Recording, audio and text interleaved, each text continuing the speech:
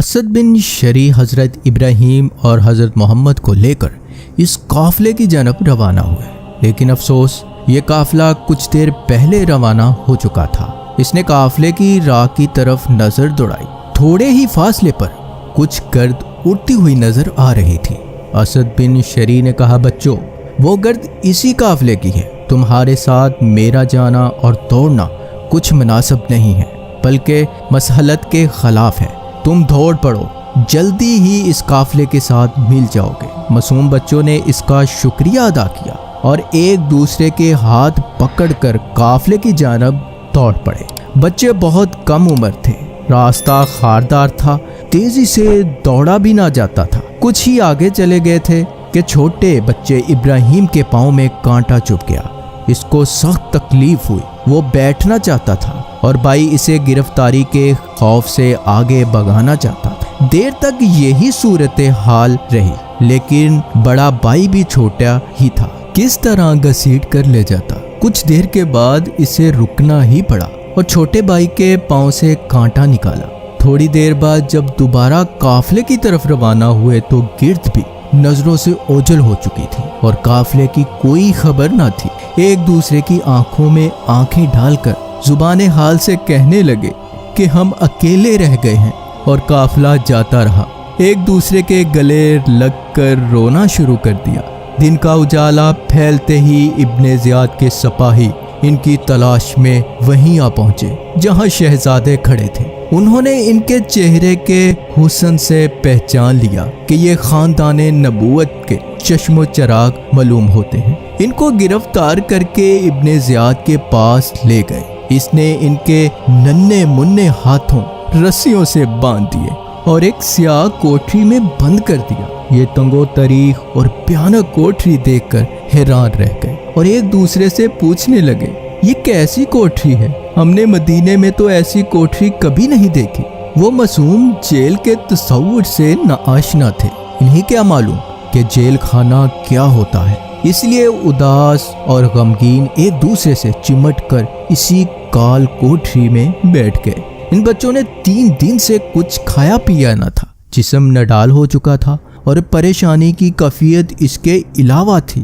رات بھر رسیوں کی تکلیف کے سبب روتے رہے، پریشانی میں ساری رات تڑپتے رہے۔ یہ منظر دیکھ کر ایک سپاہی پہرے دار کو ترس آ گیا۔ اس نے چپکے سے ان کی رسیاں کھول دیں اور اپنی انگوٹھی انہیں دیکھ کر کہنے لگا، شہزادو میں بھی دل میں تمہارے ہی خاندان کی محبت چھپائے ہوئے ہوں، لیکن حالات نے ظلم و ستم اور جبر و بربریت پر مجبور کر دیا ہے۔ میری انگوٹھی لے جاؤ، چپکے سے چھپ چھپا کر قادسیہ کے مقام پر پہنچ جاؤ۔ قادسیہ میں فلاں جگہ میرا بھائی رہتا ہے، اس کا یہ نام ہے، اسے میری انگوٹھی دکھا دینا، وہ تمہیں عافیت سے مدینہ پہنچا دے گا۔ ان بچوں کو کیا خبر کہ قادسیہ کہاں ہے؟ ڈر کے مارے اب کسی سے پوچھتے بھی نہ تھے۔ رات کو چل پڑے، ساری رات گھوم پھر کر بالآخر جب صبح طلوع ہوئی تو یہ دیکھا کہ کوفہ کی گلیوں میں ہی چکر لگا رہے ہیں اور قادسیہ کی کوئی خبر نہیں کہ وہ کہاں ہے۔ فاصلے پر دیکھا کہ ایک ویران خشک درخت کا تنا ہے جس کا خول ہے۔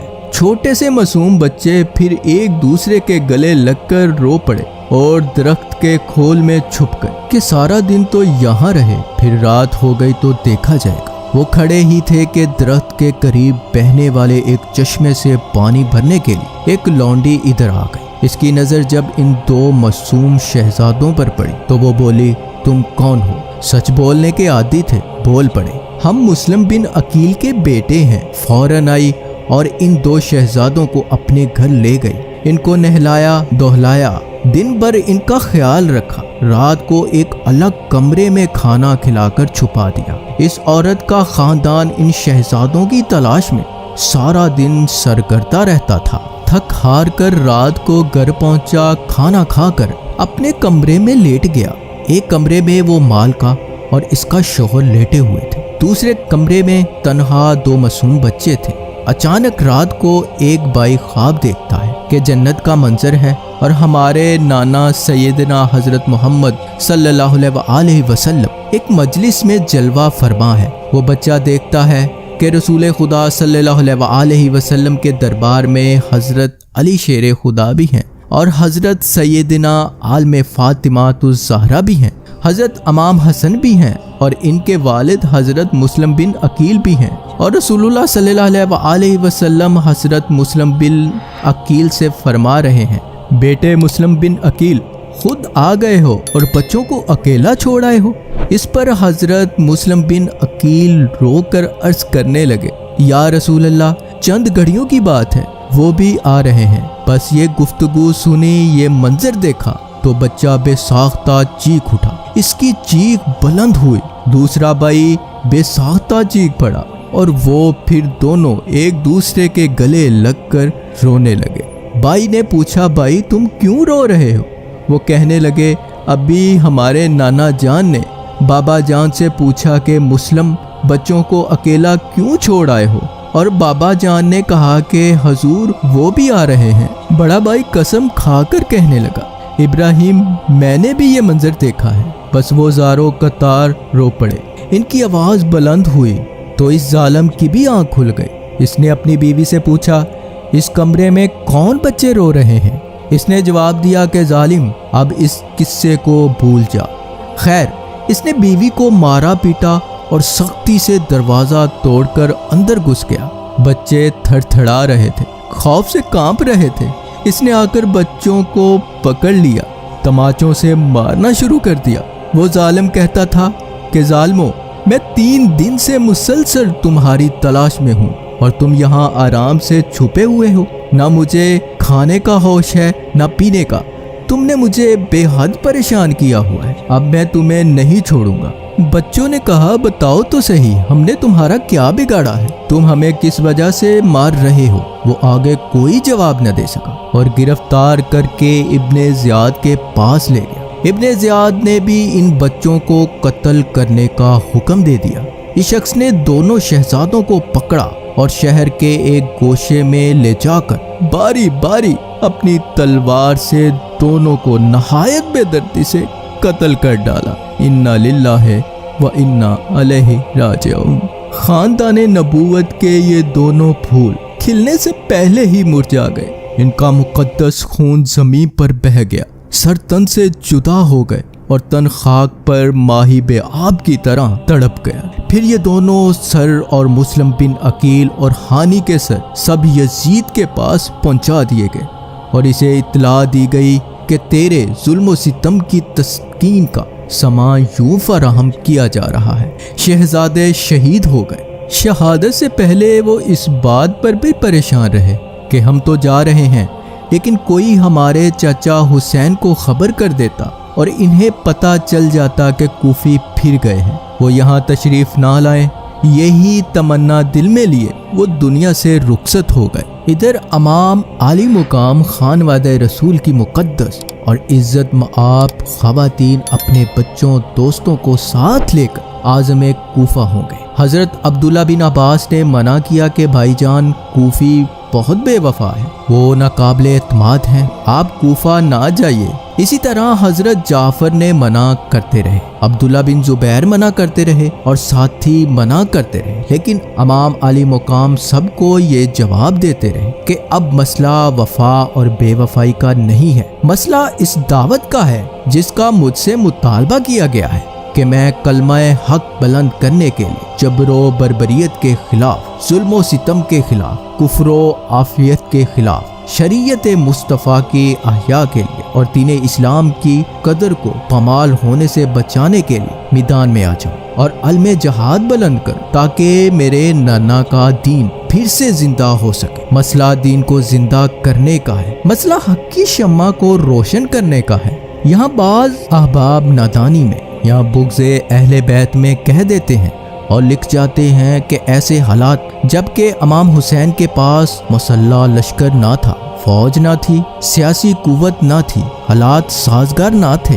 ابن زیاد اور یزید کے پاس سب کچھ تھا، ایسے حالات میں سیدنا امام حسین کا ایسے مقام پر جانا نعوذ باللہ خروج تھا۔ یہ تصور سوائے اس کے کہ اہل بیت کا بغض اور آل رسول کے ساتھ دل میں عناد ہو اور اس کے سوا کوئی سبب نہیں ہے۔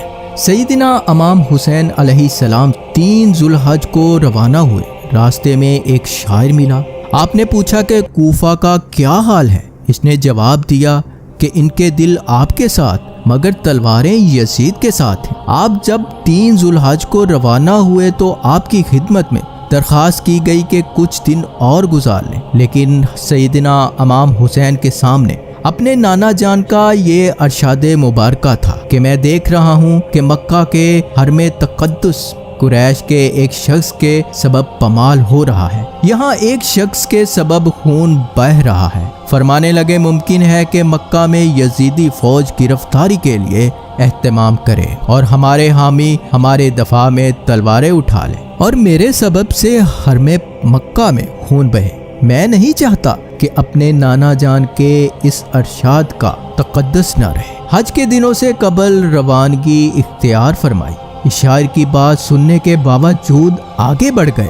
راستے میں حر بن یزید تہمتی ملا۔ اسے ابن زیاد نے لشکر دے کر بھیجا تھا تاکہ حسین تمہیں جہاں ملے اسے کوفہ میں داخل نہ ہونے دو اور کوشش کر کے میرے پاس لے آؤ۔ حر نے کہا حسین ابن علی، آپ کو پتہ چل چکا ہوگا کہ آپ کے چچا زاد بھائی مسلم بن عقیل کو شہید کر دیا گیا ہے۔ کوفی لوگ حسب دستور بے وفا ثابت ہوئے، وہ آپ کی اطاعت سے پھر چکے ہیں، حالات سازگار نہیں ہیں۔ بتائیے آپ کا کیا خیال ہے؟ مجھے حکم ہے کہ میں آپ کو ابن زیاد کے پاس لے چلوں۔ امام علی مقام نے اہل قافلہ سے مشورہ کیا اور یہ قرار پایا کہ فی الحال میدان میں پڑاؤ کیا جائے۔ وہیں عمرو بن سعد بھی ایک بڑے لشکر کے ساتھ ابن زیاد کی طرف سے سیدنا امام حسین کے قتل کے منصوبے کے تحت آ پہنچا۔ سیدنا امام حسین اس میدان تک پہنچے۔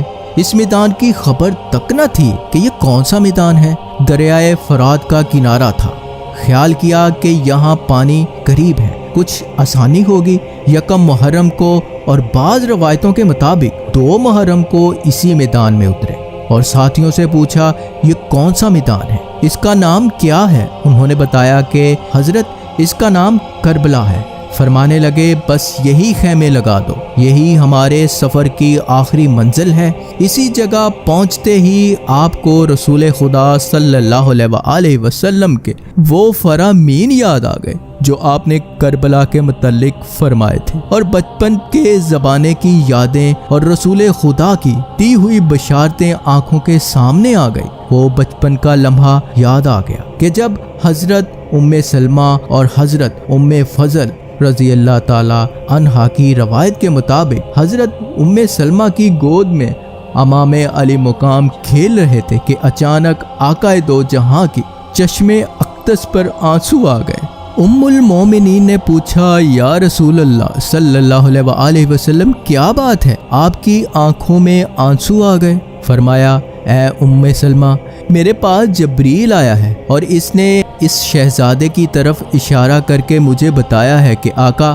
آپ کے بعد امت کا ایک ظالم گروہ آپ کے بیٹے حسین کو غریب الوطنی کے عالم میں شہید کر دے گا، اور عراق کے جس میدان میں ان کی شہادت ہوگی اس کا نام کربلا ہے، اور یہ جس جگہ کی سرخ مٹی ہے حضور نے اس مٹی کو سونگھ کر فرمایا حقیقت یہ ہے کہ اس مٹی سے بے رنجو علم اور دکھ و درد کی بو آ رہی ہے۔ یہی وہ میدان ہے جس کی نسبت میرے ابا نے خبر دی تھی کہ یہاں میرے حسین اور اس کے قافلے کے خیمے لگیں گے، یہاں ان کا مقدس خون بہایا جائے گا اور آل محمد کا ایک مبارک گروہ بے دردی کے ساتھ یہاں شہید کر دیا جائے گا، ایسی شہادت کہ جس کی شہادت پر زمین بھی روئے گی اور آسمان بھی آنسو بہائے گا۔ اسی میدان کی مٹی رسول خدا صلی اللہ علیہ وآلہ وسلم نے حضرت ام سلمہ کو عطا کی تھی اور فرمایا تھا جب یہ مٹی خون میں تبدیل ہو جائے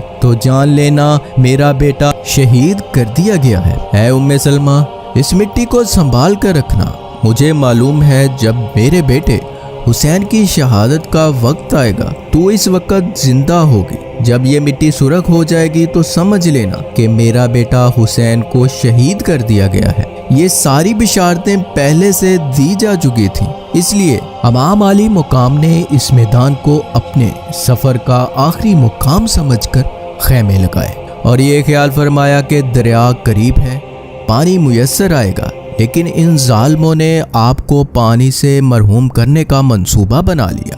8 دن عمرو بن سعد اور ابن زیاد کے قاصدوں کے درمیان آنے جانے میں گزر گئے۔ کچھ گفت و شنید چلتی رہی۔ ابن زیاد نے جب سمجھا کہ عمر بن سعد امام حسین کے قتل سے گریز چاہتا ہے تو اس نے شمر کو لشکر دے کر روانہ کیا اور کہا کہ عمر بن سعد اگر حسین کے ساتھ مکالمہ کرے تو نسبتاً اگر متحمل ہو تو اسے معزول کر کے لشکر کی قیادت تم سنبھال لینا۔ شمر پہنچا تو محرم کا آغاز ہو چکا تھا۔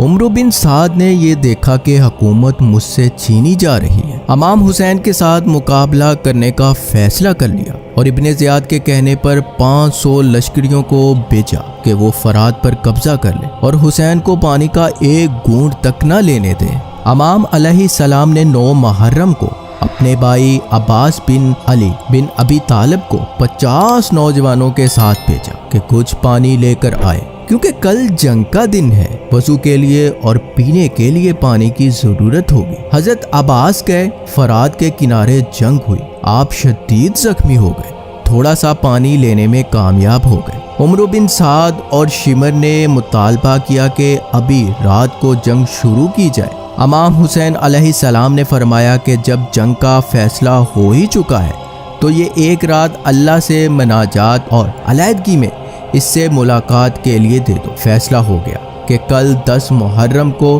جنگ شروع ہوگی۔ رات کو آپ اپنے خیمے میں گئے، عزت مآب خواتین کو جمع کیا، اپنی بہن حضرت زینب علیہ السلام کو، زوجہ مطہرہ حضرت شہربانو، چھوٹی شہزادیوں کو، شہزادوں کو، خانوادہ رسول صلی اللہ علیہ وسلم کے جوانوں کو ارشاد فرمایا، میں تم سے بے حد راضی ہوں اور خوش ہوں، تم نے حق و صداقت، وفا و شاری ادا کر دی، قیامت کے دن تمہارے حق میں گواہی دوں گا، تمہیں اجازت دیتا ہوں کہ رات کے اندھیرے میں جہاں چاہو چلے جاؤ، مجھے جام شہادت اسی میدان میں نوش کرنا ہے، لیکن تمہیں اپنی خاطر جنگ میں جھونکنا اور مروانا نہیں چاہتا۔ عزیزوں کی آنکھیں پرنم ہو گئیں، سب نے تھر تھڑاتے ہوئے لبوں سے جواب دیا کہ امام علی مقام، ہم اپنے خون کا آخری قطرہ بھی آپ کے قدموں پر گرا دیں گے۔ اگر آج آپ کو تنہا چھوڑ دیا تو کل اپنے خدا اور نبی کریم صلی اللہ علیہ وسلم کو کیا منہ دکھائیں گے؟ ہم آپ کی خاطر کٹ مریں گے، جانیں قربان کر دیں گے اور یزیدی لشکر کو بتا دیں گے کہ اہل بیت ایسے ہوتے ہیں۔ امام علی مقام نے رات بھر صبر کی تلقین کی، اہل بیت کے مقدس خیموں میں رات بھر تلاوت ہوتی رہی، سجدے ہوتے رہے، استغفار ہوتا رہا اور ذکر ہوتا رہا اور اللہ کی بارگاہ میں مناجات ہوتی رہی۔